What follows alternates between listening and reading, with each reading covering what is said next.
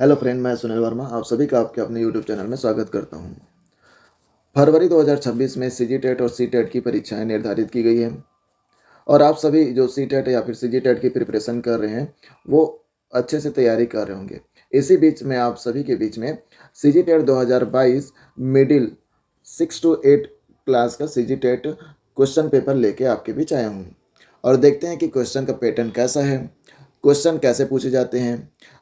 CG TET का जो question है पेपर है वो 150 क्वेश्चन आने को रहते हैं, 2.5 घंटे में आपको सॉल्व करना है। अभी भी इस पैटर्न में कोई चेंजेस नहीं हुए हैं, अभी भी 150 क्वेश्चन आएंगे और 2.5 घंटे का आपको समय रहेगा। क्वेश्चन कुछ इस प्रकार आएंगे। सीडीपी पार्ट 1 में सीडीपी के 30 क्वेश्चन रहेंगे, हिंदी लैंग्वेज के 30 क्वेश्चन रहेंगे, अंग्रेजी के 30 क्वेश्चन रहेंगे और अगर आप साइंस वाले हैं तो मैथ्स और साइंस का 60 क्वेश्चन रहेगा और आप सोशल साइंस वाले हैं तो सोशल साइंस का 60 क्वेश्चन रहेगा। इसमें आपका सब्जेक्ट वाइज रहेगा, तो यहाँ से आपको सेलेक्ट करना रहेगा। तो चलिए देखते हैं कि 2022 मिडिल क्लास का सीजी टेट का क्वेश्चन पेपर कैसे आया था। सीजी टेट 2022 का जो एग्ज़ाम हुआ था वो 18/9/2022 को हुआ था। हम अब डिस्कस करेंगे पार्ट 1 बाल विकास एवं शिक्षा शास्त्र। मैं आपके बीच हिंदी में पढ़ते जाऊंगा, इंग्लिश मीडियम वाले इंग्लिश में ध्यान रखेंगे और इस क्वेश्चन पेपर का पीडीएफ प्राप्त करने के लिए मेरे Telegram channel Sunil youth hub से आप प्राप्त कर सकते हैं। इसका लिंक मैं अपने डिस्क्रिप्शन में या फिर कमेंट में पिन कर दूंगा। तो चलिए देखते हैं कि क्वेश्चन पहला, आप जो पहला मैं आपको पैटर्न समझा दूं। इसमें आंसर है, आंसर लेफ्ट साइड में टॉप क्वेश्चन के साइड में लिखा रहेगा, तो आप वहां से भी देख सकते हैं। चलिए चलते हैं क्वेश्चन नंबर फर्स्ट। समावेशी कक्षा की विशेषता नहीं है। तो समावेशी कक्षा की विशेषता नहीं है, इसमें क्या होगा? पहला, वास्तविक तथा सतत आकलन की व्यवस्था। शिक्षा द्वारा आत्मीय एवं मित्रवत व्यवहार का प्रयोग। सी, अलग सहायक सामग्री का प्रयोग अलग अलग विषयों हेतु। और डी है, समग्र विद्यार्थी एक ही ज्ञान क्षमता वाले। तो इसका करेक्ट आंसर है आंसर डी। क्वेश्चन नंबर 2, बुद्धि एवं व्यक्तित्व में अनुवांशिक वंशानुक्रम की क्या भूमिका होती है? महत्वपूर्ण भूमिका होती है, नाम मात्र की भूमिका होती है, अपूर्वानुमेय भूमिका होती है और आकर्षक भूमिका होती है। तो बुद्धि एवं व्यक्तित्व में वंशानुक्रम की महत्वपूर्ण भूमिका होती है। ऑप्शन ए करेक्ट आंसर है। क्वेश्चन तीसरा, सतत एवं व्यापक मूल्यांकन का उद्देश्य नहीं है। तो सतत एवं व्यापक मूल्यांकन का उद्देश्य अध्यापन एवं अधिगम प्रक्रिया को शिक्षक केंद्रित कार्यकलाप में बदलना है। नहीं, जब हम सीडीपी पढ़ते हैं तो शिक्षक केंद्रित उसमें कुछ नहीं होता, सभी छात्र केंद्रित होता है। तो ऑप्शन ए करेक्ट आंसर है। देखते हैं और बाकी ऑप्शन को।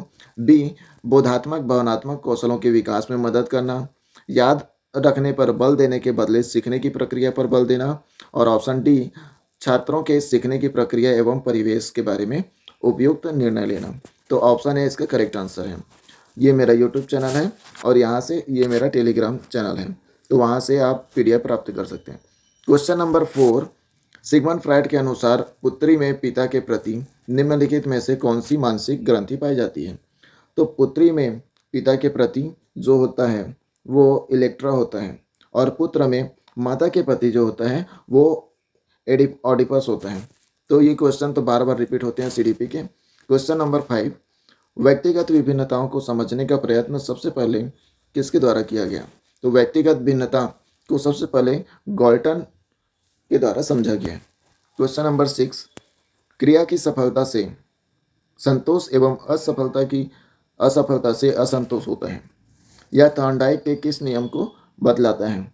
तो थॉर्नडाइक का ये प्रभाव का नियम या फिर रूल ऑफ इन्फ्लुएंस बताता है कि सफलता से संतोष मिलता है और असफलता से असंतोष। चलिए चलते हैं क्वेश्चन नंबर 7 की ओर। यदि आपकी कक्षा का कोई विद्यार्थी विद्यालय में होने वाली हर गतिविधि के विषय में जानने को उत्सुक रहता है तो उसके विषय में आपके विचार होंगे। अगर हर गतिविधि को लेकर अगर वो बच्चा उत्सुक है तो वो बच्चा सृजनशील विद्यार्थी कहलाता है। इसका करेक्ट आंसर है आंसर सी। क्वेश्चन नंबर 8, कौन सा कथन मानव विकास के संबंध में गलत है? पहला, शक्ति और गति। दूसरा, विकास पूर्वानुमेय होता है। तीसरा प्रशिक्षक और अधिगम, और चौथा विकास सामान्य से विशिष्ट की ओर चलता है। तो बाकी सब तो ऑप्शन सही है, ऑप्शन ए गलत आंसर है, मतलब मानव विकास के संबंध में गलत बात कहा गया है। जबकि विकास पूर्वानुमेय होता है, जैसे कि छोटे से बड़े होते जाते हैं, हाइट छोटे से बड़े होते जाते हैं, और उसी प्रकार प्रशिक्षक और अधिगम भी सही है, और विकास सामान्य से विशिष्ट की ओर ही चलता है। पहले सामान्य नॉलेज रहता है, फिर विशिष्ट गुण उसको दिया जाता है। क्वेश्चन नंबर 9, शिक्षा के क्षेत्र को उच्च करने के लिए क्या किया जाना चाहिए? पहला, अध्यापकों को उच्च वेतन देना। दूसरा, पाठ्य पुस्तकों का सतत मूल्यांकन। तीसरा, पाठ्यक्रम में उचित संशोधन। और तीसरा, छात्रों का सतत मूल्यांकन। तो शिक्षा के स्तर में सुधार करने के लिए हमेशा छात्रों का मूल्यांकन जरूरी होता है और कंटिन्यू मूल्यांकन करते रहना चाहिए। क्वेश्चन नंबर 10, अभिप्रेरण के स्वरूप में निम्नलिखित में से कौन से लक्षण सम्मिलित हैं? अभिप्रेरण की बात करें तो मोटिवेशन के स्वरूप में बताना है। तो शक्ति संचालन, परिवर्तनशीलता और निरंतरता। अगर आपको मोटिवेशन चाहिए तो आपको मोटिवेशन रहेंगे, तो सभी इंपॉर्टेंट है इसमें। ऑप्शन डी करेक्ट आंसर है। क्वेश्चन नंबर 11, भाषा संबंधी योग्यता और बुद्धि लब्धि में घनिष्ठ संबंध होता है। यह कथन जो है वो स्पाइकर तथा इरविन का, ये क्वेश्चन भी रिपीट हो चुके हैं। क्वेश्चन नंबर 12, श्रवण बाधित बच्चों के लिए शिक्षा व्यवस्था के क्षेत्र में किसका नाम उल्लेखनीय है? तो श्रवण बाधित के लिए हेलन केलर का जो नाम है वो उल्लेखनीय है, और इनके पीछे स्टोरी भी है, वो आप देख सकते हैं, सर्च मारेंगे या फिर आपको पता भी होगा। क्वेश्चन नंबर 13, किस तरह के प्रश्न सबसे अधिक उत्तम होते हैं? पहला, जो बच्चों का ध्यान आकृष्ट करने वाले हो। दूसरा, जो सटीक हो। तीसरा, पिछली कक्षा में आ चुकी हो। और चौथा, समस्या प्रधान और हल ढूंढने में सहायता करें। तो प्रश्न ऐसे होना चाहिए जो समस्या प्रधान हो और उससे हल ढूंढने में सहायक हो। तो क्वेश्चन डी करेक्ट आंसर है। क्वेश्चन 14, सामान्यतः निबंधात्मक प्रश्नों का प्रयोग विद्यार्थियों के मूल्यांकन के लिए किया जाता है। इस प्रकार के प्रश्नों की खामियां होती है। पहला, विश्वसनीयता एवं वस्तुनिष्ठता की कमी। दूसरा, लेखन कौशल के जांच के लिए सही नहीं होते। तीसरा, इस प्रकार के प्रश्नों द्वारा पूरी तरह मूल्यांकन संभव नहीं हो पाता। और चौथा, इन प्रश्नों से कल्पनाशीलता का विकास होता है। तो इस प्रकार के क्वेश्चन डायरेक्ट हाइपोथेटिकल क्वेश्चन पूछे जाते हैं, और इसका करेक्ट आंसर है ऑप्शन ए, यानी कि निबंधात्मक प्रश्नों का प्रयोग करके विश्वसनीयता एवं वस्तुनिष्ठता की कमी को परखा जाता है। क्वेश्चन नंबर 15, सीखने के अंतर्दृष्टि सिद्धांत को किसने बढ़ावा दिया?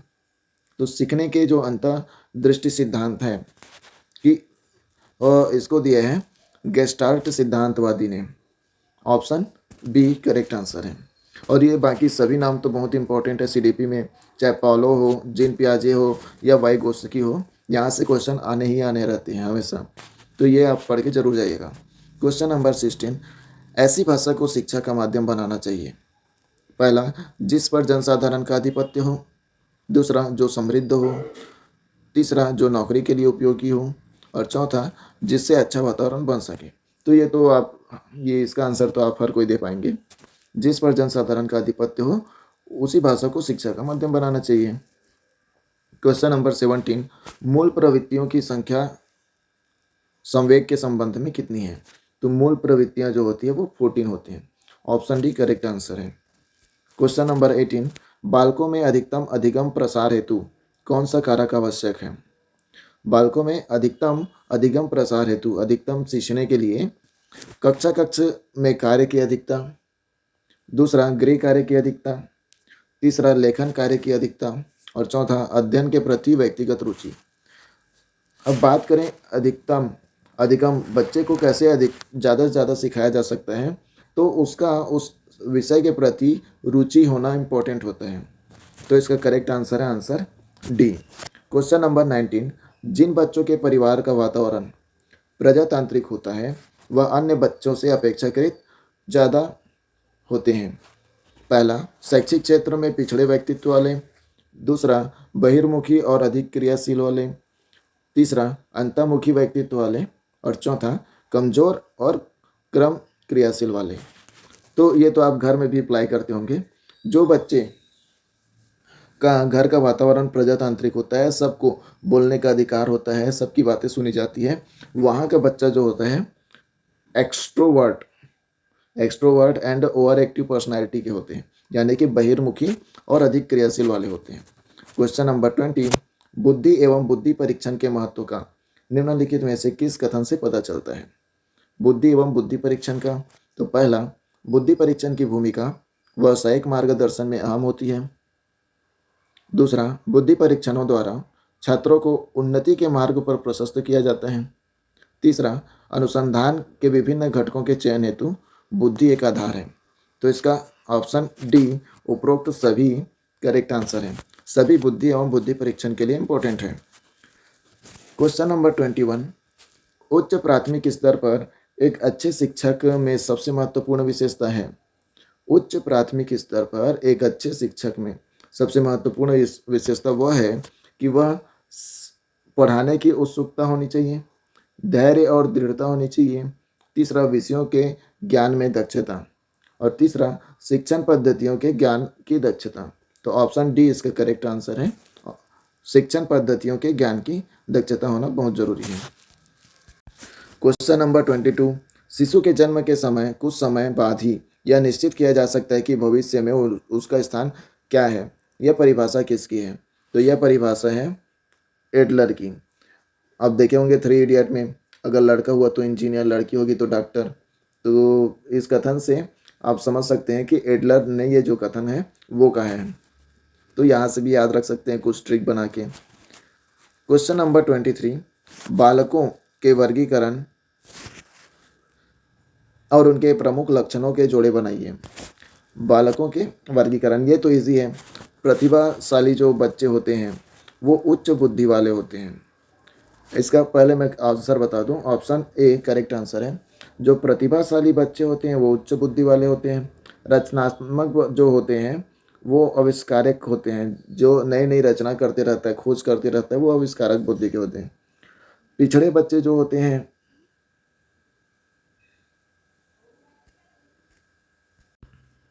वो औसत होते हैं। अधिगम अयोग्य जो होते हैं वो समस्या वाचक होते हैं, और मानसिक रूप से मंद जो होते हैं वो निम्न बुद्धि वाले होते हैं। क्वेश्चन नंबर 24, किसी समस्या पर चर्चा करने का अवसर जब विद्यार्थियों को समूह में दिया जाता है तब उनके सीखने का क्रम बेहतर होता है। इसीलिए इंटरव्यू लिए जाते हैं, ग्रुप डिस्कशन किए जाते हैं। जब आप ग्रुप में किसी भी चीज़ों को चर्चा करेंगे तो सीखने का क्रम जो होता है वो बेहतर होता है। क्वेश्चन नंबर 25, अधिगम अनुभव के कारण हमारे मौलिक व्यवहार में संशोधन है। अधिगम अनुभव के कारण हमारे मौलिक व्यवहार में संशोधन है। अधिगम की यह परिभाषा निम्नलिखित में से किसने दी है? तो डायरेक्ट वन लाइनर क्वेश्चन आते हैं कि ये कोटेशन किसने कहा है। तो ये जो है वो कॉल्विन के द्वारा कहा गया है। क्वेश्चन नंबर 26, विशिष्ट आवश्यकता वाले बच्चों के अध्ययन हेतु कौन सी व्यू रचना उपयुक्त होगी? तो विशिष्ट आवश्यकता वाले बच्चे, पहला, ज़्यादा से ज़्यादा बच्चों को कक्षा में चर्चा हेतु सम्मिलित करना। दूसरा, अध्यापक द्वारा निर्देशन। तीसरा, सहपाठियों द्वारा अनुशिक्षण तथा सहकारी अधिगम। और चौथा, अध्यापक के लिए योग्यता आधारित समूहीकरण। तो जो विशिष्ट आवश्यकता वाले बच्चे होते हैं उसके लिए इसका करेक्ट आंसर है सी, सहपाठियों द्वारा अनुशिक्षण तथा सहकारी अधिगम। क्वेश्चन नंबर 27, छात्र को क्या और कितना पढ़ाया जाए, इस बात का निर्णय अध्यापक करता है। यह शिक्षा के किस सिद्धांत के अंतर्गत आएगा? पहला, निश्चित उद्देश्य का सिद्धांत। दूसरा, रुचि का सिद्धांत। तीसरा, नियोजन का सिद्धांत।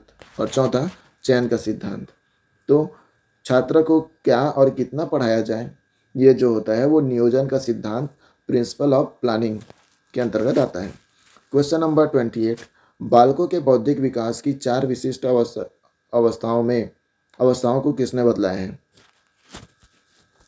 तो बालकों के बौद्धिक विकास की जो 4 अवस्थाएं बताई गई हैं वो जीन पियाजे जी के द्वारा बताए गए हैं।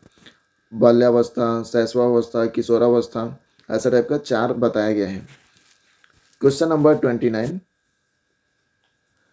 व्यक्ति तथा वातावरण से संबंधित कारकों का प्रभाव अधिगम पर किस अवस्था तक पड़ता है? तो व्यक्ति तथा वातावरण से संबंधित कारक का प्रभाव जो होता है वो संपूर्ण जीवन पर पड़ता है, क्योंकि व्यक्तित्व तो हमेशा बदलते रहता है समय के हिसाब से, वातावरण के हिसाब से, तो ये संपूर्ण जीवन भर इसका प्रभाव पड़ता है। क्वेश्चन नंबर 30, किसी बच्चे के समाजीकरण की प्रक्रिया में सामाजिक मूल्य और सामाजिक प्रतिमानों की संभावना किस पर निर्भर करती है? तो ये क्वेश्चन को व्यापम ने विलोपित किया हुआ है, तो इसका आंसर हम नहीं बताएंगे क्योंकि इसको विलोपित किया गया है। क्वेश्चन नंबर CDP यहाँ पे कंप्लीट होता है। अब देखते हैं पार्ट 2, हिंदी भाषा। हिंदी भाषा के क्वेश्चन जो है मिडिल में जो क्वेश्चन आते हैं हिंदी भाषा के, उसके लेवल अच्छे होते हैं। जैसे कि क्वेश्चन नंबर 31, किताब का विशेषण रूप है। तो किताब का विशेषण जो होता है वो किताबी होता है। ऑप्शन डी इसका करेक्ट आंसर है।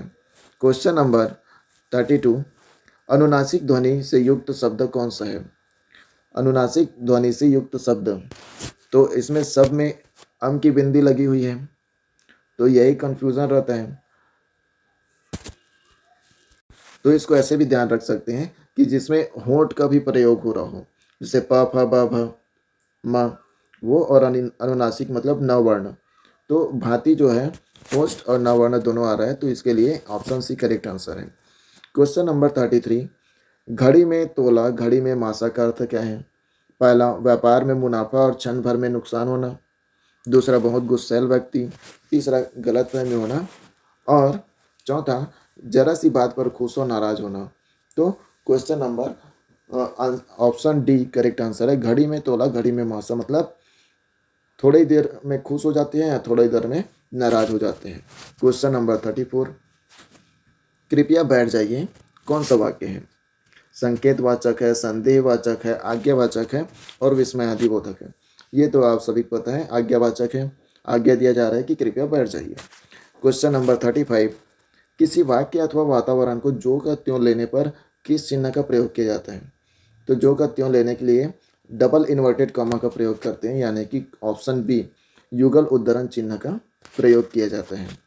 क्वेश्चन नंबर 36, जग जीवन में जो चीर महान सौंदर्यपूर्ण ओ सत्य प्राण, मैं उसका प्रेमी बनूं नाथ, जिसमें मानव हित हो समान, उक्त पंक्ति में कवि ने चीर महान किसे कहा है?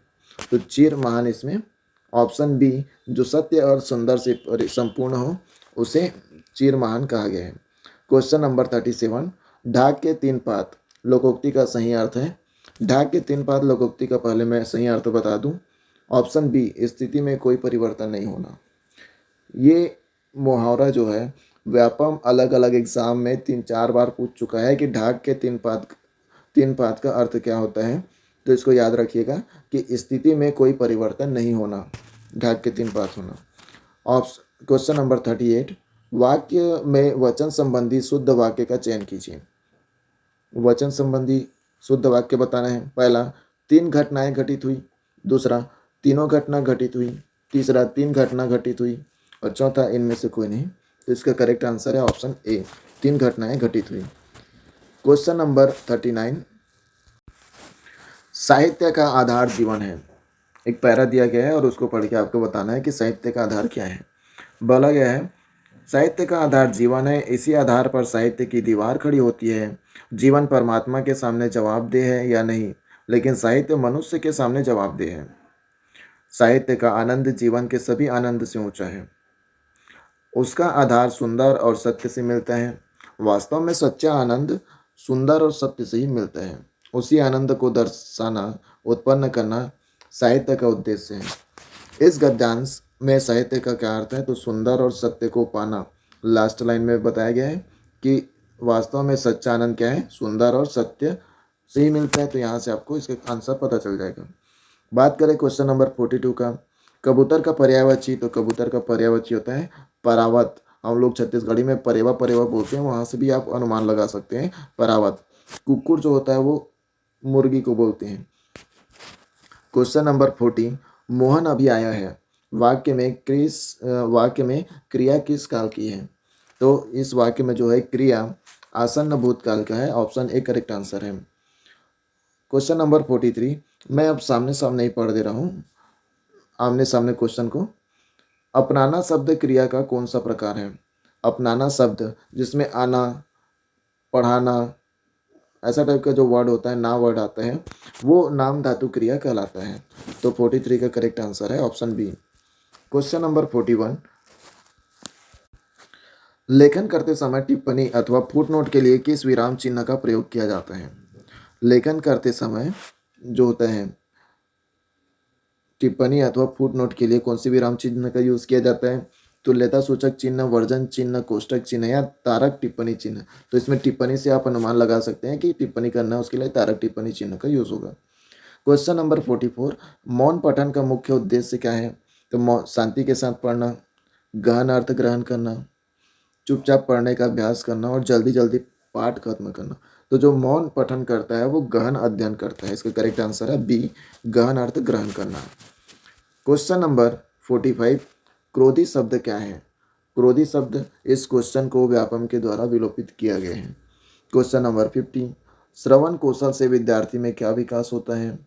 पहला बुद्धि का, दूसरा आनंद का, तीसरा याददाश्त क्षमता बढ़ती है और चौथा ध्वनियों के सूक्ष्म अंतर को पहचानने में सक्षम।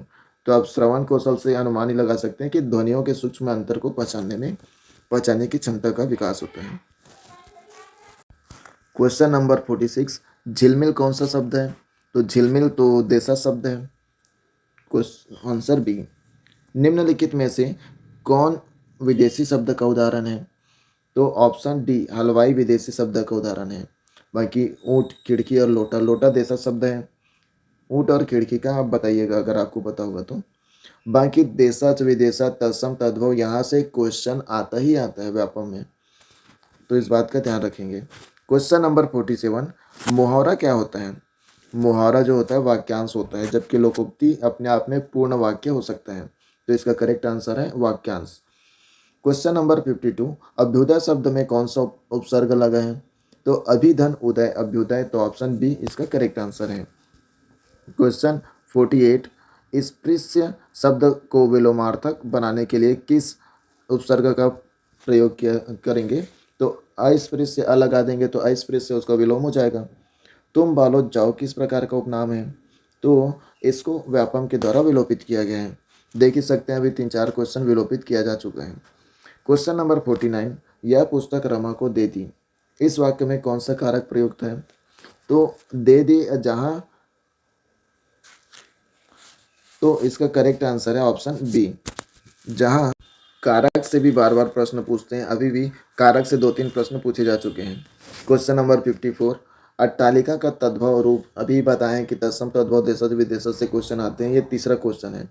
अट्टालिका शब्द का तद्भव रूप होता है अटारी, ऑप्शन सी करेक्ट आंसर है। क्वेश्चन नंबर 55, यहाँ पे एक पैरा दिया गया है, बोला गया है कि आदर्श विद्यार्थी का कर्तव्य है कि वह अपने रहन सहन का स्तर साधारण रखे। उसे न तो फैशन की ओर ध्यान देना चाहिए और न ही शरीर सजावट की ओर। विद्यार्थी को उच्च विचार रखने चाहिए जिससे उसका मन पवित्र हो। बोला जा रहा है कि विद्यार्थी को सरल होना चाहिए, फैशन में ज़्यादा ध्यान नहीं देना है, शरीर के जो दिखावट है, शरीरी सजावट है, उसमें ध्यान नहीं देना चाहिए, जिससे उसका मन जो हो पवित्र हो। आदर्श विद्यार्थी के लिए यह आवश्यक है कि वह विद्यालय के प्रत्येक कार्य में भाग ले। ठीक है, सभी एक्टिविटी में अगर पार्टिसिपेट करता है तो आदर्श विद्यार्थी कहलाता है। इससे उसे आगे बढ़ने की प्रेरणा मिलती है। बिल्कुल, अगर वो पार्टिसिपेट करेगा तो उसको आगे बढ़ने की प्रेरणा मिलेगी। निम्न गद्यांश का उचित शीर्षक क्या होगा? पहला, विद्यार्थी और विद्यालय। दूसरा, विद्यार्थी, अच्छे विद्यार्थी के गुण। तीसरा, विद्यार्थी और कर्तव्य। और चौथा, विद्यार्थी की निर्भरता। तो ऑप्शन सी इसका करेक्ट आंसर है। आदर्श विद्यार्थी के कर्तव्य बताए गए हैं इसमें कि विद्यार्थी को क्या क्या करना चाहिए और क्या नहीं करना चाहिए। क्वेश्चन नंबर 59, अधजल गगरी छलकत जाए मुहावरे का अर्थ क्या है? ये तो बहुत पुराना मुहावरा है, ये तो आप सभी को पता होगा। इसका करेक्ट आंसर है डी, अपरिपक्व व्यक्ति का बड़बोलापन। क्वेश्चन नंबर 56, महान शब्द का स्त्रीलिंग क्या है? तो महान का जो होता है स्त्रीलिंग वो महती होता है। क्वेश्चन नंबर 60, लेखन कौशल के मूल्यांकन का सर्वश्रेष्ठ तरीका है?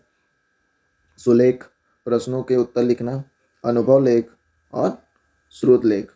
तो अनुभव से जो लिखते हैं, अनुभव लेखन कौशल का सर्वश्रेष्ठ तरीका है के मूल्यांकन का।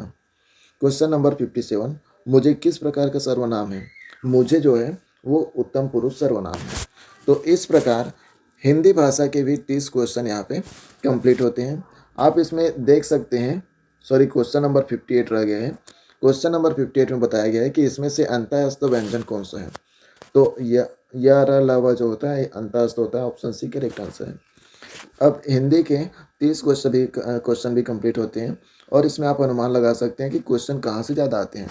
जैसे कि तासम तद्भव से होते हैं, तत्सम तद्भव देशज विदेशज से आ रहे हैं, संज्ञा सर्वनाम से आ रहे हैं और कारक विभक्ति से आ रहे हैं।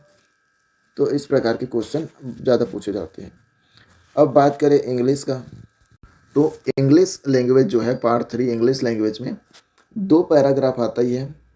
30 क्वेश्चन आते हैं जिसमें से 15 नंबर का पैरा रहेगा और 15 नंबर ग्रामर या फिर सीडीपी से रहेंगे।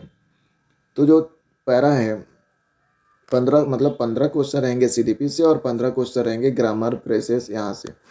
तो इसमें 2 पैरा तो आता ही है और सी टेट में तो पैरा भी आता है और पोयम भी आता है। वहाँ से आपको पूरा पैरा को पढ़ के क्वेश्चन का आंसर निकालना रहता है। तो ये जो है वो बार बार प्रैक्टिस करने से आएगा।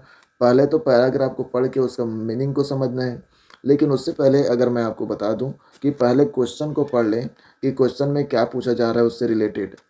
फिर जब आप पैरा पढ़ना स्टार्ट करें तब फिर वहाँ पे आंसर खोजने की कोशिश करें, इसमें आपको कम समय लगेगा। बाकी इस प्रकार के प्रश्नों को कैसे हल किया जाता है उसमें यूट्यूब में बहुत सारे वीडियो आपको मिल जाएंगे। तो मैं यहाँ पे आपको पैराग्राफ पढ़ के या फिर पूरा डिस्कस करके नहीं बताऊंगा, समय बहुत लग जाएगा। तो चलते हैं क्वेश्चन नंबर नेक्स्ट की ओर। पैरा को आप देख सकते हैं पैरा कैसा रहेगा। ये सेकेंड पैरा है जिसमें क्वेश्चन नंबर 71 टू 75। पहला जो क्वेश्चन है वो 61 से 70 10 क्वेश्चन यहाँ हो गए और 71 टू 75 फिर 5 क्वेश्चन यहाँ हो गए। तो 15 क्वेश्चन सिर्फ पैरा से आए हैं। अब बात करते हैं क्वेश्चन नंबर 76 से। Surekha's family speak Odia and her neighbour speak Chhattisgarhi.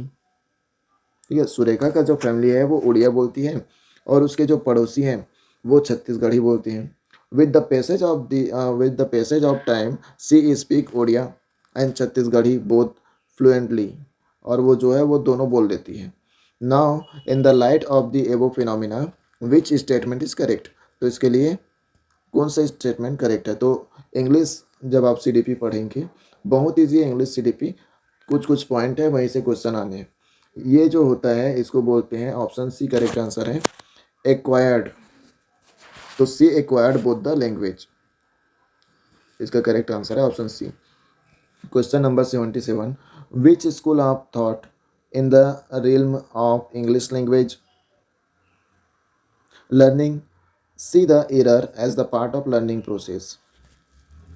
तो इसका करेक्ट आंसर है option B, cognitivist. Question number 78, blank, the teaching of grammar is neither necessary nor sufficient for learning a second language. That is not necessary is proved by the first language learners. Success without it. That is not sufficient. It proved by the second language learner lack of success. Whose proportion is this? तो इसका correct answer है option D. ये जो बातें कही गई है वो न्यूमार्क के द्वारा कही गई है।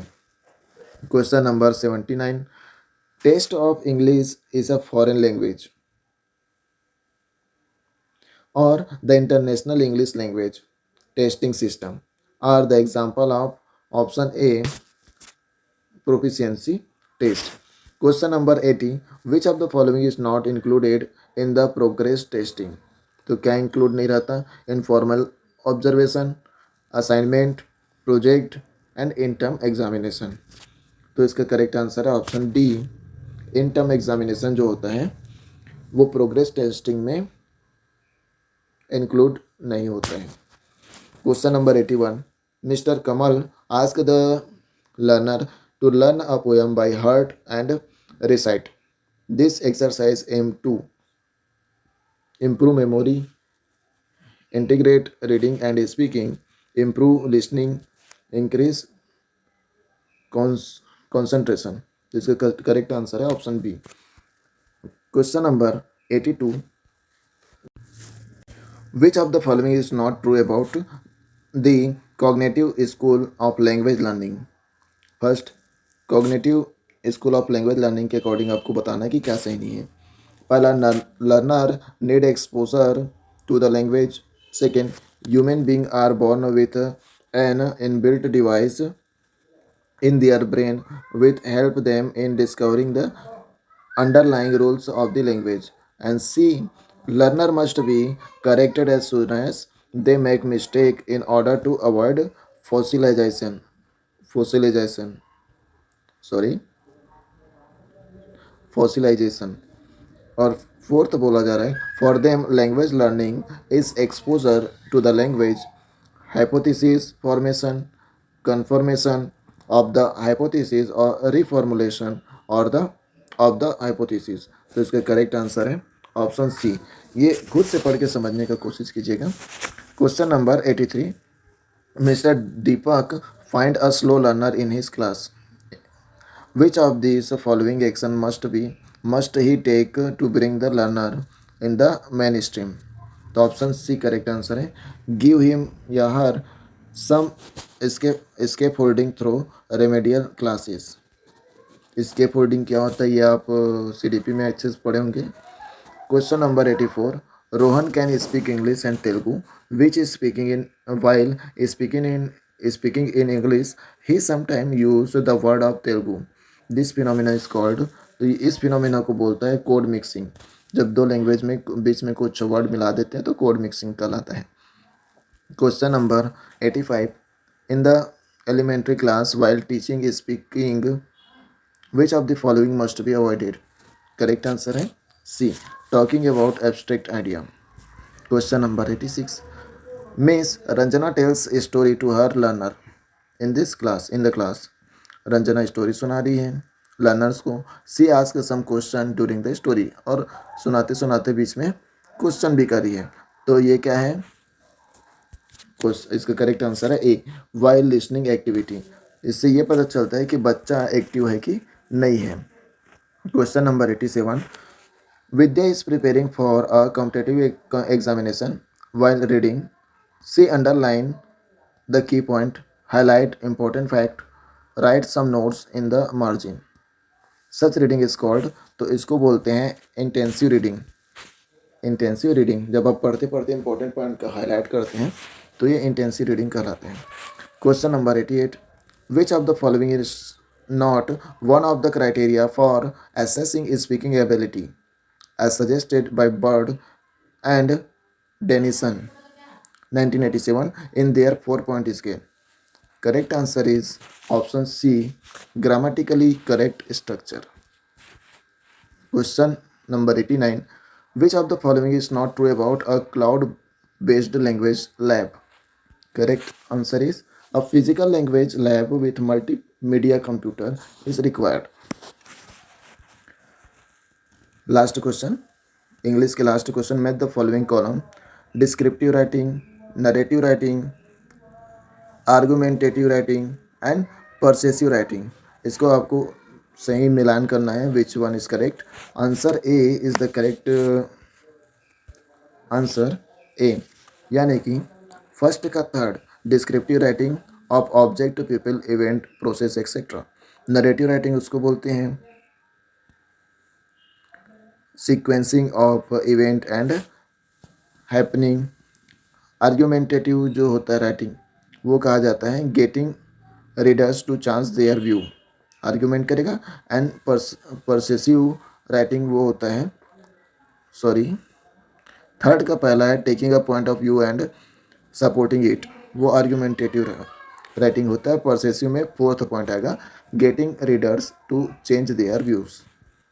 ओके, इस प्रकार अब हिंदी, इंग्लिश और CDP के 30 और 30 यानी कि 90 क्वेश्चन यहाँ पे पूरे होते हैं। अब जिनका मैथ्स और साइंस सब्जेक्ट है वो अभी आधा घंटा मेरे साथ बने रहेंगे, और जिनका सोशल साइंस सब्जेक्ट है वो आगे के आधा घंटा मेरे साथ बने रहेंगे। मैं दोनों क्वेश्चन आपके बीच पढ़ के सुनाऊंगा और कोशिश करूंगा कि उसको सॉल्व कैसे करना है, क्योंकि मेरे पास इक्विपमेंट नहीं है सॉल्व कैसे करने हैं, लेकिन मैंने जो क्वेश्चन में सॉल्व किए हैं उस मेथड से आपको एक बार कोशिश कर सकता हूँ कि इसको सॉल्व कैसे करना है। चलिए तो स्टार्ट करते हैं मैथ्स और साइंस के 60 क्वेश्चन, उसके बाद सोशल साइंस के 60 क्वेश्चन लगाएंगे। अच्छा, जो पहली बार दे रहे होंगे सीटेट वो इस बात का ध्यान रखेंगे जिनका सोशल साइंस सब्जेक्ट है वो सोशल साइंस सब्जेक्ट के बेस पे OMR सीट पे गोला करेंगे, और जिसका मैथ्स और साइंस है वो उसी के बेस पे। क्या कई बार ऐसे धोखा हो जाता है कि क्वेश्चन सोशल साइंस का पढ़ रहे हैं और मैथ्स और साइंस वाले हैं, तो फिर उसके हिसाब से इसमें गोला भर देते हैं, तो बाय मिस्टेक ऐसा हो जाता है, तो इस बात का ध्यान रखेंगे। चलिए क्वेश्चन नंबर 91 बोल रहा है यदि A/B is equal to 2:3 and B/3 is equal to 5:7 then ABC का रेशियो आपको बताना है। तो इसका जो ट्रिक है वो यही है कि AB को पहले लिखिए 2:3, BC को लिखिए 5:7 और 3 को डबल कर दीजिए, जो लास्ट है उसको डबल, और 5 को फिर लेफ्ट में लिखिए और दोनों को आपस में गुना कर दीजिए। 2 × 5 10, 3 × 5 15, 3 × 7 17। अगर कुछ कॉमन कट रहा है तो काटिए, नहीं तो फिर यही आपका करेक्ट आंसर है। रेशियो के क्वेश्चन में ये वाले क्वेश्चन बहुत बार पूछता है, चाहे अमीन पटवारी हो अभी उसमें भी आए हैं, उप निरीक्षक में भी इस टाइप के क्वेश्चन आपको देखने को मिल सकते हैं, और CGTET में तो आता ही आता है। क्वेश्चन नंबर 92, यदि Sn is equal to n² + 2n तो पहला पद और सामान्य अंतर ज्ञात कीजिए। Where Sn is sum arithmetic progression, मतलब समांतर श्रेणी हो, तो इसका करेक्ट आंसर है ऑप्शन ए। क्वेश्चन नंबर 93, प्रतिशत डेटा के लिए किस प्रकार का ग्राफ सबसे अच्छा काम करता है। तो जो पाई चार्ट होता है ना वो परसेंट ग्राफ पे दिखाता है, ऐसे राउंड होता है, फिर इतना परसेंट ये है, इतना परसेंट ये है, फिर इतना परसेंट, ये पाई चार्ट कहलाता है। क्वेश्चन नंबर 94, यदि किसी बेलन का व्यास 28 सेंटीमीटर और ऊंचाई 10 सेंटीमीटर है तो उस बेलन का आयतन, ये तो फॉर्मूला बेस्ड है और इसमें आपको पाई को कैलकुलेट भी नहीं करना है, आपको सीधा सीधा बताना है। तो देखिए बेलन का व्यास दिया है 28, तो उसका रेडियस हो जाएगा 14, व्यास का आधा रेडियस 14, और ऊंचाई h दिया हुआ है, h दिया हुआ है 10। ठीक है, तो जो बेलन का आयतन का फॉर्मूला होता है वो होता है πr²h। नॉर्मल आप पुट कर दीजिए और 14 का स्क्वायर यहाँ से आप निकाल सकते हैं। 14 का स्क्वायर अगर आपको पता होगा 196, तो ऑप्शन करेक्ट डायरेक्ट आपको मिल जाएगा, एक ही लाइन में, आपको इसको ज़्यादा कैलकुलेट भी नहीं करना पड़ेगा। क्वेश्चन नंबर 95, एक बारंबारता वितरण जिसमें 10 और 20 से कम की सीमा वाले वर्ग हैं, तो बारंबारता में दोनों का मिड निकालते हैं, 10 और 20 दोनों को जोड़ देंगे और 2 से डिवाइड, तो 15 इसका मध्य बिंदु हो जाएगा। क्वेश्चन नंबर 96, क्या कहा जा रहा है कि एक आदमी 1400 रुपये में एक साइकिल खरीदता है, यानी कि इसका कॉस्ट प्राइस हुआ, और उसे 15% हानि पर बेचता है, तो उसके साइकिल का विक्रय मूल्य, तो विक्रय मूल्य सीधा निकाल सकते हैं 1400 का 15% कम, मतलब कि 85% निकालेंगे। 1400 का 85% निकालेंगे तो इसका करेक्ट आंसर हो जाएगा ए 1190। यहाँ पे आप देख सकते हैं ये उसका सॉल्यूशन है। 85% कैसे हुआ, क्योंकि 15% का हानि हो रहा है। अगर 15% का प्रॉफिट होता तो ये 85 ना होकर 115% हो जाता। ओके, क्वेश्चन नंबर 97, एक घनाभ के आकार का क्षेत्रफल ज्ञात कीजिए जिसका आयतन दिया हुआ है 900 मीटर क्यूब और ऊंचाई दिया हुआ है 5 मीटर। तो देखिए घनाभ जो होता है 3 डायमेंशनल होता है और क्षेत्रफल जो होता है वो 2 डायमेंशनल होता है।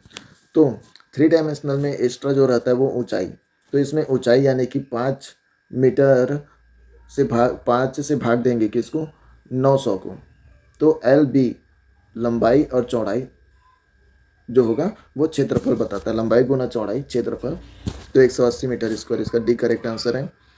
क्वेश्चन नंबर 98, एक वृत्त जिसमें त्रिज्याखंड विभिन्न राशियों को निरूपित करता है। तो वृत्त के लिए आप ध्यान रखेंगे पाई चार्ट का ही यूज़ करते हैं। ये पाई त्रिज्याखंड की विभिन्न राशियों को निरूपित करता है, ऐसे बताता है इतना परसेंट इतना परसेंट, ये पाई चार्ट है। क्वेश्चन नंबर 99 जब आंकड़ों का वर्गीकरण स्थान या क्षेत्रों के अनुसार किया जाता है, ओके, आंकड़ों का वर्गीकरण स्थान या क्षेत्रों के अनुसार किया जाता है तो उसे क्या कहते हैं, उसको भौगोलिक वर्गीकरण कहते हैं। क्वेश्चन नंबर 100, निम्नलिखित में से कौन सा बैंकिंग मॉडल के बारे में सही है। बैंकिंग मॉडल के लिए पॉलो फेरियो का जो मॉडल है वो हम पढ़ते हैं। सर्वप्रथम पॉलो फ्रिएरी ने इस्तेमाल किया था, क्या, बैंकिंग मॉडल। क्वेश्चन नंबर 101, ये मैथ्स सीडीपी के क्वेश्चन है, जो 100 क्वेश्चन हो गए और 99 जो क्वेश्चन था वो मैथ्स सीडीपी के क्वेश्चन है। एक क्वेश्चन नंबर 101, एक त्रिभुज का क्षेत्रफल ज्ञात कीजिए जिसका आधार 10 इंच तथा ऊंचाई 7 इंच है। तो त्रिभुज का फॉर्मूला तो आप सभी को पता होगा, 1/2 आधार गुना ऊंचाई, 1/2 हाइट इंटू बेस। तो यहाँ पे आप रख देंगे, आधार दिया हुआ है 10 इंच और ऊंचाई दिया हुआ है 7, जो जो कैंसल आउट होगा कैंसिल कीजिए और करेक्ट आंसर है 35 इंचेस।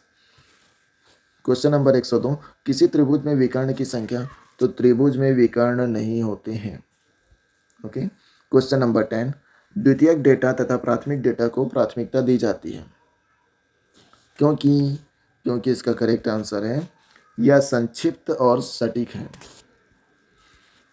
क्वेश्चन नंबर 104, देखिए 2022 का जो मैथ्स का जो क्वेश्चन आया था वो इजी आया था एज़ कम्पेयर टू 2024 में जो मैथ्स आया था सीजी टेट में, उससे कंपेयर करें तो 2022 का मैथ्स इजी आया था। अब देखते हैं कि 2026 में कैसा आता है। क्वेश्चन नंबर 104 104, एक अंक से गुणा करना क्या नहीं है, गणितीय विधि, गणितीय संकल्पना, गणितीय फलन और उपरोक्त में से कोई नहीं। तो इसका करेक्ट आंसर है option C. Question number 105, under cube 64 whole to the square. तो 64 का 3 बार गुना करना है, कैसे करेंगे, 4 से 4 चौक 16 चौक 64, तो 4 बाहर आ जाएगा, फिर 4 का आपस में स्क्वायर करेंगे तो क्या हो जाएगा, 4 चौक 16।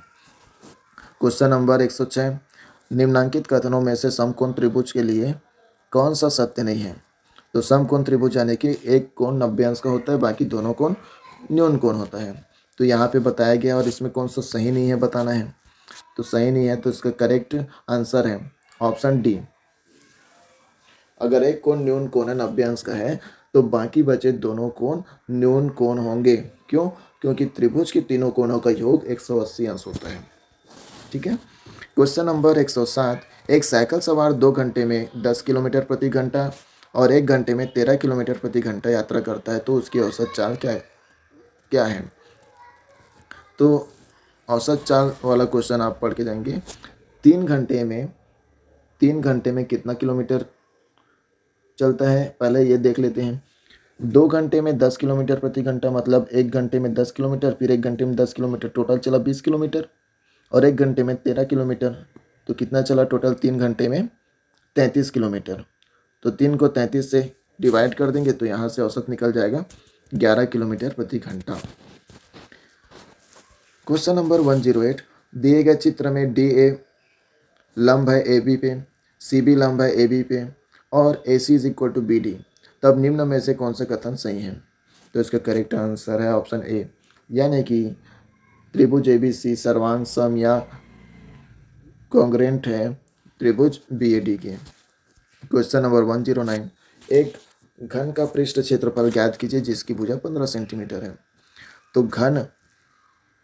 घन का जो फॉर्मूला होता है, घन का फॉर्मूला होता है, अगर वॉल्यूम बोला तो ए क्यूब होता है, अगर पृष्ठ क्षेत्रफल बोला तो 6a² होता है। ठीक है, और 4 दीवारी बोला तो अलग होता है। तो इसका करेक्ट आंसर हो जाएगा, ये फॉर्मूला में आपको रखना है और सॉल्व करना है, ऑप्शन बी करेक्ट आंसर है। कौन से दो कोण पूरक नहीं है। पूरक कोण उसे कहते हैं कि दो कोणों का जोड़ने पर 180 अंश होता है, वो पूरक कोण कहलाता है। अब इसमें नहीं है पूछा जा रहा है, तो 23 और 177 को जोड़ेंगे तो 180 नहीं होगा, उससे ज़्यादा हो जाएगा, तो ये नहीं है। क्वेश्चन नंबर 111, किसी शहर की जनसंख्या 1,25,000 है और वहाँ की जनसंख्या 2% प्रतिवर्ष की दर से बढ़ती है, तो 3 साल बाद वहाँ की जनसंख्या क्या होगी। तो 2% बढ़ रहा है, मतलब 1,25,000 था, पहले वर्ष बढ़ा 102%, फिर दूसरे वर्ष 102%, फिर 102%। तो ऐसा है, इसमें कैलकुलेशन थोड़ा ज़्यादा है। इसका करेक्ट आंसर है option B.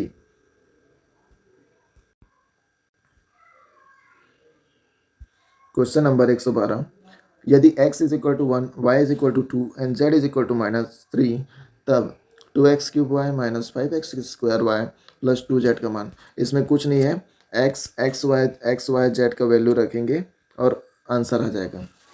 Option A correct answer है। 7 सेंटीमीटर त्रिज्या वाले अर्धवृत्त की परिधि और क्षेत्रफल ज्ञात कीजिए। तो अर्धवृत्त की परिधि और क्षेत्रफल का आपको फॉर्मूला याद होना चाहिए।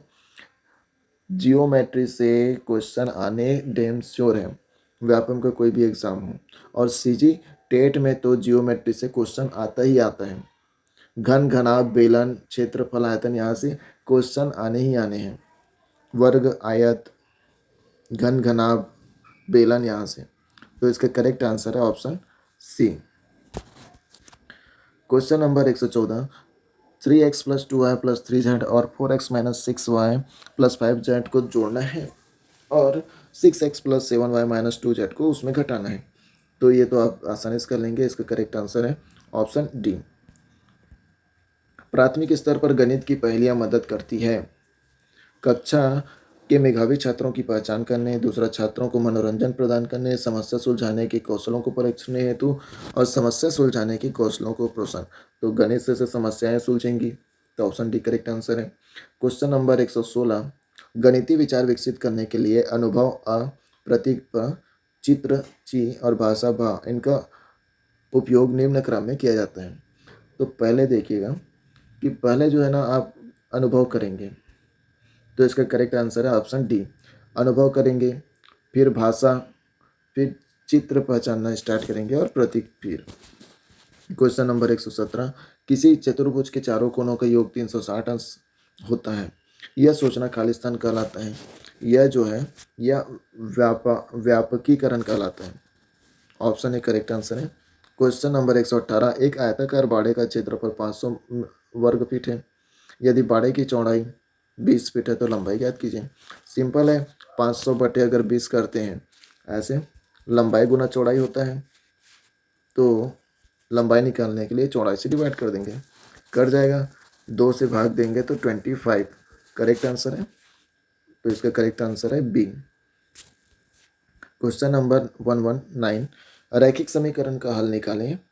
तो इसमें हल निकालना है और इसको नॉर्मल सॉल्व ही करना है। इसका करेक्ट आंसर है ऑप्शन सी। क्वेश्चन नंबर 120, 2.5 वर्षों में 6,000 रुपये पर साधारण ब्याज के रूप में कितना प्रतिशत ब्याज दर से 250 रुपये प्राप्त होगा।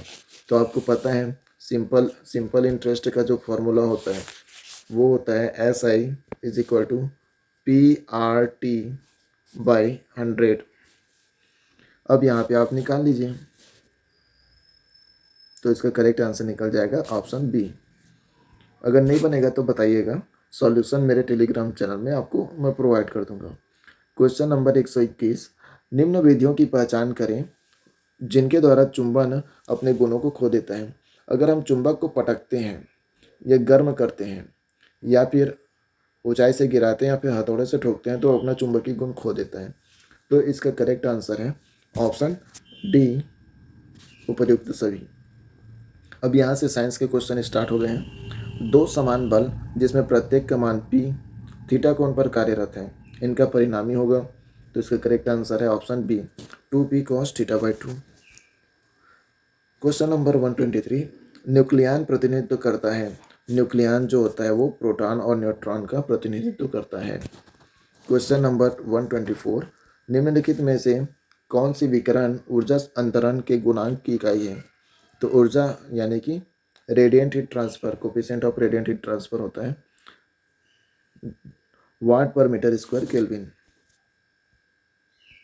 Question number 125, CO2, CH4, ozone तथा धूल के द्वारा ऊष्मा के पुनः विकिरण को रोकने की प्रक्रिया कहलाती है। तो ग्रीन हाउस प्रक्रिया कहलाती है ऊष्मा के विकिरण को रोकने के कारण। और एक ग्रीन हाउस इफेक्ट तो आप पढ़ते ही होंगे, जिससे पृथ्वी गर्म हो रही है। क्वेश्चन नंबर 126, निम्न कथनों पर विचार कीजिए। पहला, प्रवाल भित्तियाँ उतले पानी की कटिबंधीय सामुद्रिक पारिस्थितिकी प्रणालियाँ हैं। और दूसरा, उच्च जैव मास उत्पादन और समृद्ध वनस्पति एवं जीवों की विविधता इनकी विशेषता होती है। तो ऑप्शन सी दोनों कथन सही है। क्वेश्चन नंबर 127, नारियल का खाने योग्य भाग जो होता है वो उसका भ्रूण कोश है, endosperm. Option B correct answer है। क्वेश्चन 128 न्यूमेरिकल प्रॉब्लम है। दो पिंड एक समान रूप से एक दूसरे की ओर गति करते हैं। उसके बीच की दूरी 6 मीटर पर सेकंड की दर से घटती है। यदि पिंड एक ही दिशा में गति करते हैं तो उनकी मध्य दूरी 4 मीटर प्रति सेकंड की दर से बढ़ती है। दोनों पिंडों की गति होगी। तो ये फॉर्मूला बेस्ड है, ये आप सॉल्व कीजिएगा। इसका करेक्ट आंसर है ऑप्शन डी। क्वेश्चन नंबर 129, एक ऐसी परिपथ के सिरों पर विभव E=E0 साइन ओमेगा टी लगाया जाता है जिससे परिपथ I=I0 साइन ओमेगा टी -π/2 धारा बहती है। इस सर्किट में बिजली की खपत होगी। इसका करेक्ट आंसर है ऑप्शन ए 0। निम्नलिखित में से कौन सा यौगिकों का सही उदाहरण है? यौगिक क्या होता है? जो एक दूसरे से मिलकर, दो कंपाउंड से मिलकर बना रहता है, जैसे जल हो गया, नमक हो गया, H2O, NaCl, शक्कर हो गया। ये इसका करेक्ट आंसर है ऑप्शन डी। त्रिभुज का गुरुत्व केंद्र उसके खालिस्तान बिंदु पर स्थित होता है। तो त्रिभुज का जो मध्यिका होती है वो उसका केंद्र बिंदु होता है। क्वेश्चन नंबर 132, अर्धचालक निज चालक में दाता अशुद्धियों की डोपिंग करके बनाया जाता है। तो इसका करेक्ट आंसर है बी एन टाइप अर्धचालक। क्वेश्चन नंबर 133, TCP IP मुख्य रूप से उपयोग किया जाता है। ये ट्रांसमिशन कंट्रोल प्रोटोकॉल और IP इंटरनेशनल प्रोटोकॉल है, सॉरी हाँ। तो इसका करेक्ट आंसर है option D correct. File transfer के लिए ट्रांसमिशन कंट्रोल प्रोटोकॉल या इंटरनेशनल प्रोटोकॉल, ईमेल के लिए, दूरस्थ लॉगिन के लिए ये प्रोटोकॉल है। क्वेश्चन नंबर 134, फ्यूज तार विद्युत फ्यूज तार के लिए क्या महत्वहीन है? तो विद्युत फ्यूज तार के लिए जो तार की विशिष्ट प्रतिरोध ये इंपॉर्टेंट होता है। तार की त्रिज्या इंपॉर्टेंट होती है, तार से बहने वाली धारा, और ऑप्शन डी तार की लंबाई। तो इसका करेक्ट आंसर है तार की लंबाई जो होती है वो महत्वहीन होता है। क्वेश्चन नंबर 135, प्रिज्म के आपतित किरण और निर्गत किरण के बीच के कोण को खालिस्तान कहते हैं। तो इसको कहते हैं विचलन कोण, एंगल ऑफ डेविएशन। आपतित किरण और निर्गत किरण के बीच के कोण को विचलन कोण कहते हैं। सोडियम का प्रतीक तो आपको पता होगा Na। क्वेश्चन नंबर 137, जब X किरणों को शक्तिशाली चुंबकीय क्षेत्र में प्रक्षेपित किया जाता है तो वह बिल्कुल भी विक्षेपित नहीं होती। दूसरा क्षेत्र की दिशा में विक्षेपित होगी, तीसरा क्षेत्र की दिशा की विपरीत दिशा में विक्षेपित होगी, और क्षेत्र के लंबवत दिशा में विक्षेपित होगी। करेक्ट आंसर है एक्स किरणें शक्तिशाली होती है, वो विक्षेपित नहीं होती है, यानी कि वो डिफ्लेक्टेड नहीं होती है। क्वेश्चन नंबर 138, लाइकेन परजीवी हैं जिनमें पाया जाता है शैवाल और ब्रायोफाइट, अधिपाद और अंतःपाद, शैवाल और कवक, और मॉस और कवक। ऑप्शन सी इसका करेक्ट आंसर है। क्वेश्चन नंबर 139, एक षड्भुजाकार कुंडली ए में धारा I प्रवाहित हो रही है। कुंडली के केंद्र पर चुंबकीय प्रेरण होगा। तो इसका करेक्ट आंसर है ऑप्शन डी। आपको पता है कि CG टेट तो माइनस मार्किंग नहीं रहता, तो आपको लगा के सभी आना है। जहाँ पे जिसका क्वेश्चन नहीं बन पा रहा है उसको तुक्का मार के जरूर आइएगा, खाली मत छोड़िएगा। क्वेश्चन नंबर 140, पदार्थ बहुत छोटे छोटे कणों से मिलकर बना होता है जिसको क्या कहते हैं? परमाणु। ऑप्शन ए करेक्ट आंसर है। क्वेश्चन नंबर 141, एक कण ए आयाम की सरल अवृत्त गति कर रही है, माध्य स्थिति से कितनी दूरी पर इसकी गतिज ऊर्जा के बराबर होगी? तो इसका करेक्ट आंसर है ऑप्शन ए। क्वेश्चन नंबर 142, एक बंद आर्गन पाइप P1 की पहली ओवरटोन आवृत्ति एक खुले आर्गन पाइप P2 की मौलिक आवृत्ति के बराबर है। यदि पाइप P1 की लंबाई 30 सेंटीमीटर है तो P2 की लंबाई सेंटीमीटर में क्या होगी? तो इसका करेक्ट आंसर है ऑप्शन सी। क्वेश्चन नंबर 143, तरल पदार्थों के मिश्रण से घटकों को अलग करने के लिए इस्तेमाल की जाने वाली पृथक्करण तकनीक कहलाती है। ये टेक्निक से भी क्वेश्चन आते हैं साइंस में। ऑप्शन बी प्रभाजी आसवन जो होता है वो तरल पदार्थों के मिश्रण का जो होता है उसको अलग करता है, जिसको बोलते हैं इंग्लिश में fractional distillation. Question number 144, A B रक्त समूह के व्यक्ति को सर्वग्राही कहते हैं क्योंकि उसके रक्त में एंटीबॉडी पाया जाता है, उसके रक्त में एंटीबॉडी नहीं पाए जाते, उसके रक्त में एंटीजन नहीं पाया जाता और उसके रक्त में एंटीजन और एंटीबॉडी दोनों का अभाव होता है। तो इसका करेक्ट आंसर है ऑप्शन बी, उसके रक्त में मतलब ए बी रक्त समूह में एंटीबॉडी अब्सेंट रहता है। क्वेश्चन नंबर 145, निम्नलिखित में से कौन सा कंप्यूटर दुनिया का पहला व्यावसायिक कंप्यूटर है? तो अब देख पा रहे हैं कंप्यूटर से भी 2 क्वेश्चन पूछे हुए हैं। तो इसका करेक्ट आंसर है ENIAC।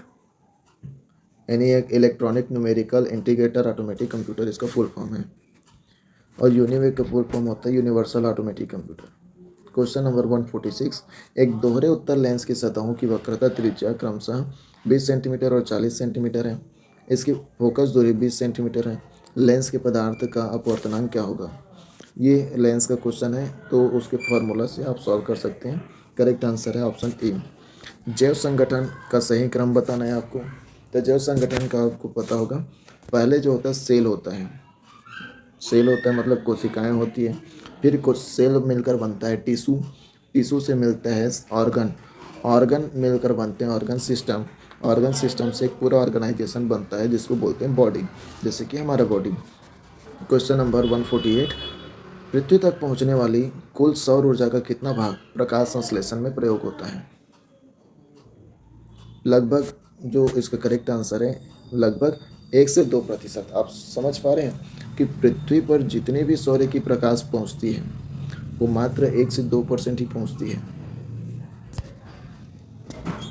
क्वेश्चन नंबर 149, एक अनुचुंबकीय पदार्थ की पारगम्यता है 1 से अधिक, ऑप्शन ए। क्वेश्चन नंबर 150, एक पिंड 10 मिनट में 62 डिग्री से 50 डिग्री तक और अगले 10 मिनट में 42 डिग्री सेंटीग्रेड तक ठंडा हो जाता है। तो वातावरण का तापमान, ये करेक्ट आंसर है ऑप्शन सी, 26 डिग्री सेंटीग्रेड। अब आते हैं सोशल साइंस के 60 क्वेश्चन की ओर। इसमें आपको इतिहास, भूगोल, कॉन्स्टिट्यूशन, इन सभी के क्वेश्चन देखने को मिलेंगे, और पर्यावरण के खास तौर से। चलिए स्टार्ट करते हैं। क्वेश्चन नंबर 91, ये उन लोगों के लिए है जिनका सब्जेक्ट सोशल साइंस है, ठीक है। तो बढ़ते हैं क्वेश्चन नंबर 91। सम्राट अशोक के इतिहास जानने का मुख्य स्रोत अभिलेख है। उसके अरमाइक भाषा के कितने अभिलेख प्राप्त हुए हैं? तो अरमाइक भाषा के 3 अभिलेख प्राप्त हुए हैं, और आप अशोक से क्वेश्चन आते ही हैं। शाह, कुना और बहुत सारे अशोक के जो अभिलेख होते हैं वो मेजर 3 भाषा में मिले हैं, अरमाइक, खरोष्ठी और ब्राह्मी लिपि में, ठीक है। तो यहाँ इस बात का ध्यान रखेंगे। क्वेश्चन नंबर 92, सुप्रीम कोर्ट ने कार्यस्थल में महिलाओं के छेड़छाड़ को मौलिक अधिकारों का हनन का अपराध मानने वाला विशाखा दिशा निर्देश कब जारी किया? तो इसका करेक्ट आंसर है ऑप्शन बी, 1997 में। पंचतंत्र का फारसी भाषा में अनुवाद करने वाला लेखक, पंचतंत्र का फारसी भाषा में अनुवाद किया है अबुल फजल ने। तो ये क्वेश्चन व्यापम का फेवरेट क्वेश्चन है, ये क्वेश्चन को और बार बार रिपीट कर चुका है व्यापम। क्वेश्चन नंबर 94 देखिए, सम्राट अशोक से फिर क्वेश्चन आ गया। सम्राट अशोक ने पहली धर्म यात्रा निम्नलिखित पर की थी। तो उन्होंने पहले बोध गया गए थे, उनका पूरा लाइन से बना हुआ है, बोध गया जाते हैं, फिर इसको ध्यान में रखिएगा, मेरे भी अभी ध्यान में नहीं आ रहा है। क्वेश्चन नंबर 96, निम्नलिखित अधीनस्थ राजपूत राज्य का अकबर के साथ कोई वैवाहिक संबंध नहीं था। तो इसका करेक्ट आंसर है ऑप्शन सी, बांसवाड़ा, जबकि जैसलमेर, बीकानेर और आमेर का संबंध था। क्वेश्चन नंबर 96, मुक्ति का साधन भक्ति मार्ग बताने वाले भक्ति आंदोलन के प्रथम संत का नाम? तो भक्ति आंदोलन के प्रथम संत रामानुज थे। क्वेश्चन नंबर 97, ईस्वी सन 453 गुप्त काल में जैन धर्म की धर्म सभा किस स्थान पर हुई? तो वल्लभी में उनका धर्म सभा हुआ, ऑप्शन डी। 2 जैन धर्म के धर्म सभा होते हैं, जिसमें से एक वल्लभी में होता है। क्वेश्चन नंबर 98, 1857 के विप्लव के पश्चात ईस्ट इंडिया कंपनी की सत्ता समाप्त कर क्राउन की सत्ता की स्थापना की घोषणा कब की गई थी? तो 1857 को क्रांति हुई, 1858 को क्राउन की सत्ता की स्थापना की घोषणा कर दी जाती है। क्वेश्चन नंबर 99, निम्नलिखित में से किस राजा ने दक्षिण पूर्वी एशिया के मलाया में भारतीय साम्राज्य की स्थापना की थी? तो ये तो पहली बार मैं भी देख रहा हूँ। इसका करेक्ट आंसर है option B, Shailendra. Question number 100, निम्नलिखित स्थान में प्राप्त संस्कृति हड़प्पा युगोत्तर संस्कृति है।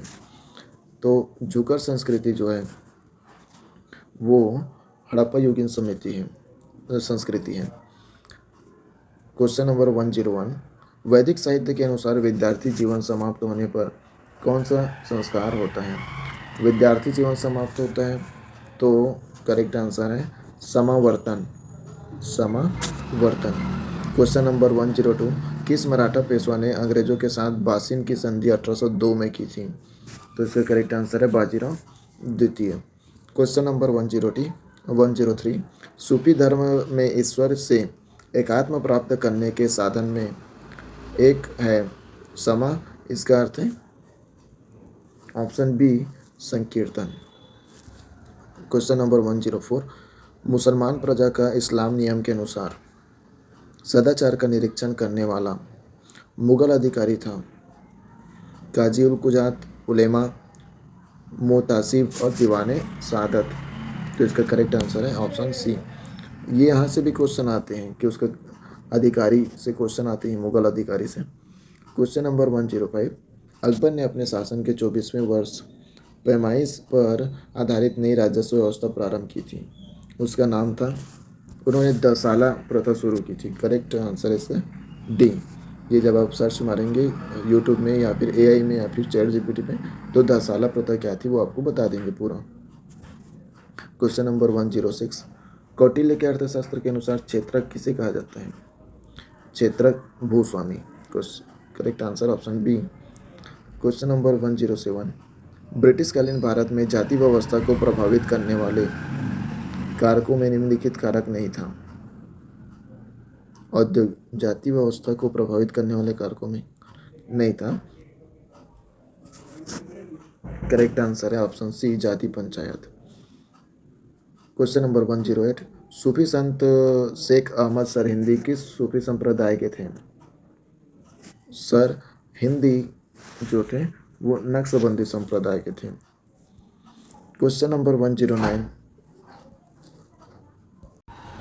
1857 के विप्लव को इंग्लैंड के किस नेता ने सुनियोजित और सुसंगठित प्रयत्नों का परिणाम बतलाते हुए एक राष्ट्रीय विद्रोह कहा था? तो इसका करेक्ट आंसर है ऑप्शन ए, डिजरायली।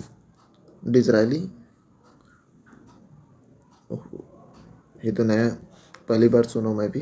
क्वेश्चन नंबर 1010, ऋग्वेद में 10 राजाओं के संघ के साथ युद्ध करने वाले किस राजा का नाम आता है? तो ये तो सुदास का नाम आता है। ऑप्शन बी करेक्ट आंसर है। भारत में बाल श्रम नीति के क्रियान्वयन के लिए बाल श्रम उन्मूलन प्राधिकरण कब बनाया गया? तो इसका करेक्ट आंसर है 1994 में। निम्नलिखित किस संत को गौरांग महाप्रभु कहा जाता है? तो चैतन्य महाप्रभु को गौरांग महाप्रभु कहा जाता है।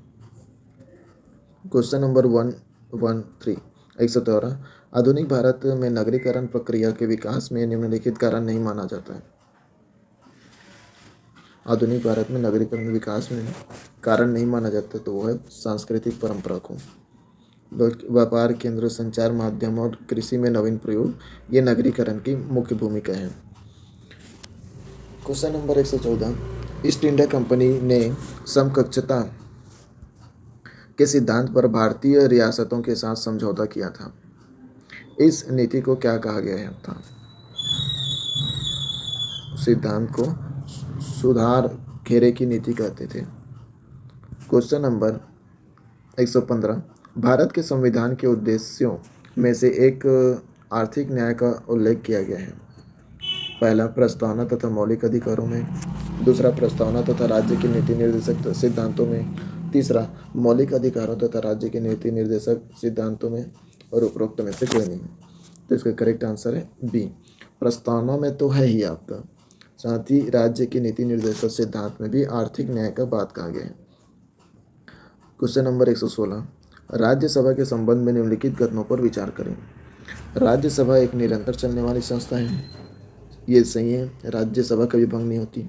दूसरा, इसके 1/4 सदस्य हर दूसरे वर्ष सेवानिवृत्त होते हैं, ये गलत है।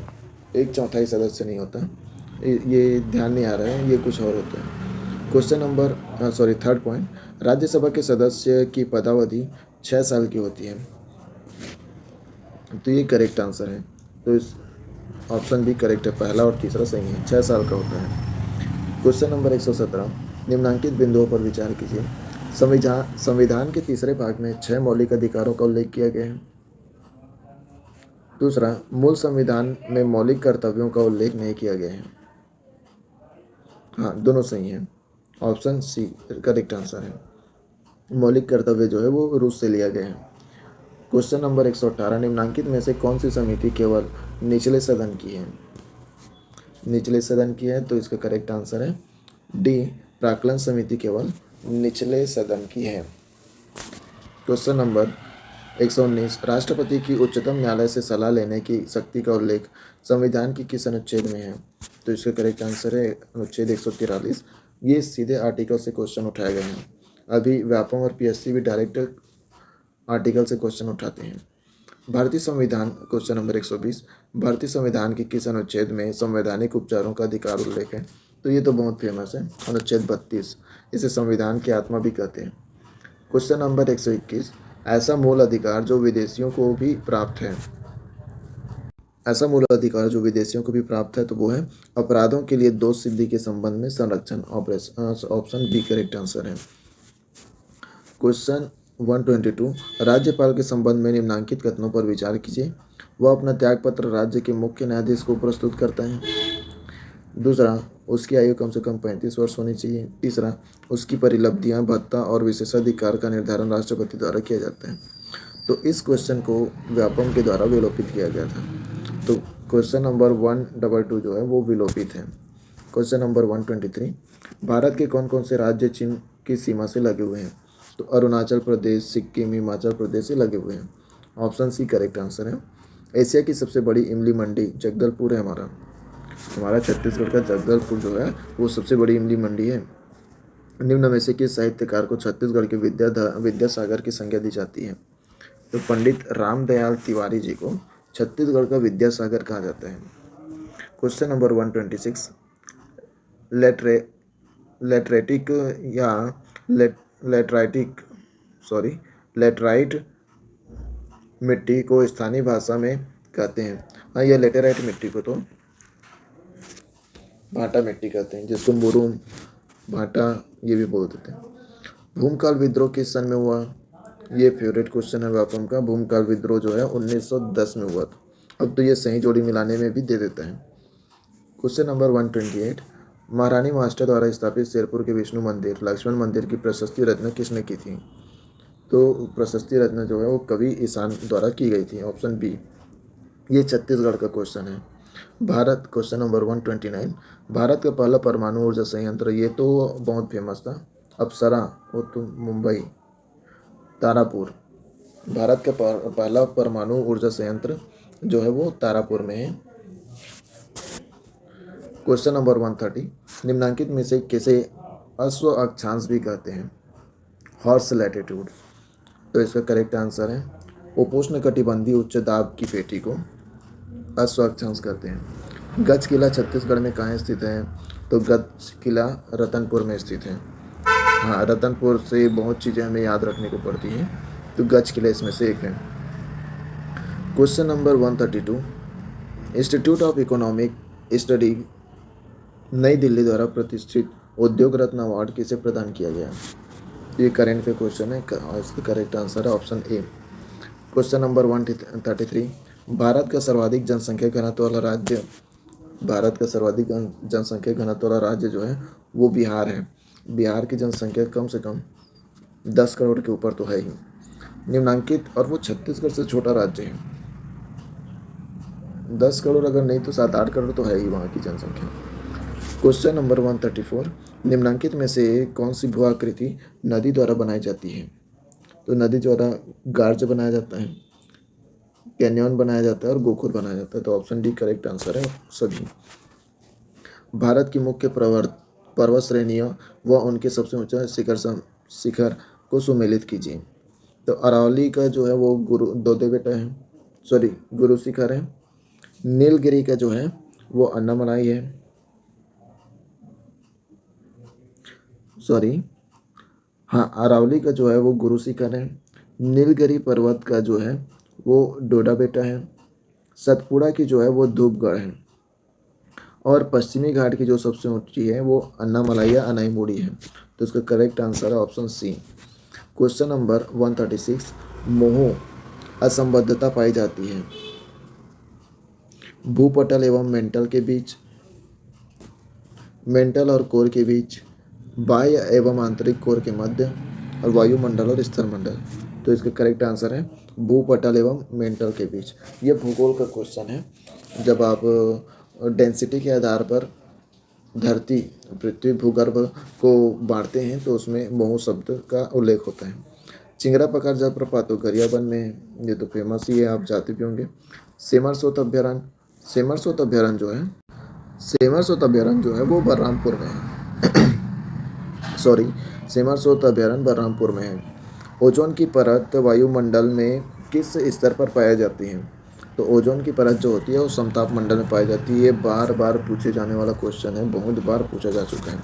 समताप मंडल में ओजोन का परत यानी स्ट्रेटोस्फीयर में ओजोन परत पाई जाती है। लोकगीत लेंजा छत्तीसगढ़ के मुख्यतः कौन से आदिवासी बहुल क्षेत्रों में गाया जाता है? तो लेंजा जो है वो बस्तर में गाया जाता है। क्वेश्चन नंबर 141, एक शिक्षक को सामाजिक विज्ञान पढ़ाते समय किस पर ध्यान केंद्रित करने का प्रयास करना चाहिए? जब कोई शिक्षक सामाजिक विज्ञान पढ़ा रहे हैं तो किस बात पे ध्यान देना चाहिए? पहला, विवरण याद करने पर ध्यान दें। दूसरा, तथ्यों मूल्यों और पैटर्न पर ध्यान दें। तीसरा, केवल तथ्यों पर ध्यान दें लेकिन मूल्यों पर नहीं। चौथा, केवल मूल्यों पर ध्यान दें तथ्यों पर नहीं। तो इसका करेक्ट आंसर है ऑप्शन बी। क्वेश्चन नंबर 142, कक्षा में व्यवहारिक शिक्षा के विचार का अर्थ है कि शिक्षा किस पर लागू होनी चाहिए? अभ्यास पर, समाज पर, अमूर्त ज्ञान पर, असली दुनिया पर। तो शिक्षा हमेशा असली दुनिया पर लागू होना चाहिए। क्वेश्चन नंबर 143, परियोजना पद्धति किसके व्यवहारिक दर्शन पर आधारित है? तो परियोजना पद्धति जो है किलपैट्रिक के व्यवहारिक दर्शन पर आधारित है। क्वेश्चन नंबर 142, आपने देखा कि छात्र सामाजिक विज्ञान की कक्षा में पूर्वाग्रह प्रदर्शित करते हैं। ठीक है, पूर्वाग्रह मतलब जो पहले से सोच के बैठे रहते हैं। ठीक है, प्रीजस्टिस, पूर्वाग्रह। आपकी सबसे उपयुक्त प्रतिक्रिया क्या होगी? अध्याय को करीब लाएं, सामाजिक वास्तविकता के आयामों पर चर्चा का आयोजन करें, इन टिप्पणियों पर ध्यान न दें, इन छात्रों को फटकारें। तो करेक्ट आंसर है ऑप्शन बी। इस तरह के प्रश्नों में या फिर सीडीपी के जो भी प्रश्न होते हैं, हमें कभी भी नेगेटिव को लेके नहीं चलना है, हमेशा पॉजिटिव एटीट्यूड ही देखना है। इसमें जैसे आप छात्रों को फटकारें तो ये गलत हो जाता है। ऐसे टाइप के ऑप्शन को आप पूरे सीडीपी में अवॉइड कीजिएगा। क्वेश्चन नंबर 145, नया पाठ्यक्रम शुरू किया जाना चाहिए। अचानक, लगातार, धीरे धीरे। देखिए, पाठ्यक्रम तो धीरे धीरे ही शुरू किया जाना चाहिए। अचानक करेंगे तो आपके पास टीचर भी नहीं रहेंगे उसको पढ़ाने के लिए वेल ट्रेंड, और बच्चे भी अचानक से चीज़ों को नहीं समझ पाएंगे। तो धीरे धीरे ही एब्सॉर्ब करते हैं। क्वेश्चन नंबर 146, क्या उपयोग करने की अनुशंसा की जाती है? क्या उपयोग करने की अनुशंसा की जाती है जब किसी पाठ्यक्रम के विषय या क्षेत्र में बहुत अधिक जानकारी होती है? बहुत अधिक जानकारी होती है तो व्याख्यान विधि। ठीक है, इन विधियों से क्वेश्चन आती हैं। क्वेश्चन नंबर 147, छात्रों की गुणवत्ता का मूल्यांकन करने के लिए उपयोग की जाने वाली स्कोरिंग गाइड को कहा जाता है? तो ये कहलाता है रूब्रिक। रूब्रिक ये सीडीपी का पार्ट है। क्वेश्चन नंबर 148, निम्नलिखित में से कौन सी सामाजिक विज्ञान में नई अवधारणा है? पहला, तथ्यात्मक जानकारी का संचय। दूसरा, सामाजिक रीति रिवाजों का अध्ययन। तीसरा, मानव संबंधों और समाज की बेहतरी का अध्ययन। चौथा, अंतर्राष्ट्रीय संबंधों का अध्ययन। तो इसका करेक्ट आंसर है ऑप्शन सी। क्वेश्चन नंबर 149, कक्षा प्रबंधन की वह तकनीक जिसमें शिक्षक एक अनियंत्रित छात्र को शेष कक्षा से हटाकर नकारात्मक व्यवहार को दंडित करता है। एक अनियंत्रित छात्र को शेष कक्षा से हटाकर नकारात्मक व्यवहार को दंडित करता है कहलाती है। विलुप्त होने की तकनीक, संतृप्ति तकनीक, टाइम आउट तकनीक और शारीरिक दंड, तो ये कहलाता है टाइम आउट तकनीक। क्वेश्चन नंबर 150 एंड लास्ट, समूह परियोजनाओं का काम क्या विकसित करने में मदद करता है? तो समूह परियोजनाओं का काम मजबूत इंट्रा ग्रुप प्रतियोगिता, उपलब्धि तथा व्यक्तिगत भावना, सहयोग और समस्या समाधान कौशल और उपरोक्त सभी। तो इसका करेक्ट आंसर है उपरोक्त सभी। इस प्रकार सीजी टेट 2022 के पूरे 150 क्वेश्चन कंप्लीट होते हैं, जिसमें से 60 क्वेश्चन मैथ्स साइंस के भी हैं और या फिर बोलने की सामाजिक सोशल साइंस के भी 60 क्वेश्चन हैं, यानी कि पूरे 210 क्वेश्चन आपके बीच मैं लेके आया हूँ। इसी तरह ये जो है मिडिल क्लास का है, मिडिल क्लास 6 to 8 वालों का जो सीजी टेट है उनके लिए है। मैं नेक्स्ट वीडियो में प्राइमरी वालों के लिए भी जो सीजी टेट हुआ था 2022 में उस पर वीडियो लेके आऊँगा, तो वो मात्र 150 क्वेश्चन रहेंगे और उसके क्वेश्चन इजी रहते हैं क्योंकि वो प्राइमरी लेवल का रहता है। इसी प्रकार मेरे पास 2024 का भी पेपर है सीजी टेट का, तो वो भी मैं आपके लिए डिस्कस करने के लिए आऊँगा। अगर आपको कुछ डाउट है या फिर सीडीपी कहाँ से पढ़ें, तैयारी कैसे करें, तो अभी तो समय कम बचा है लेकिन अभी भी किया जा सकता है। हिंदी अगर मैथ साइंस वाले हैं तो साइंस का स्ट्रॉन्ग कीजिए, और सीडीपी के मैराथन क्लास चलते हैं यूट्यूब में, बहुत सारे टीचर्स की कोचिंग्स के मैराथन क्लास है, उसको आप एक बार देख लेते हैं तो आपको बहुत कुछ आइडिया हो जाएगा वहाँ से। तो आपको ये वीडियो कैसा लगा बताइएगा, और कोई डाउट हो तो कमेंट में पूछिएगा, और चैनल को वीडियो को लाइक कीजिएगा, चैनल को सब्सक्राइब कीजिएगा। बहुत बहुत धन्यवाद, थैंक यू।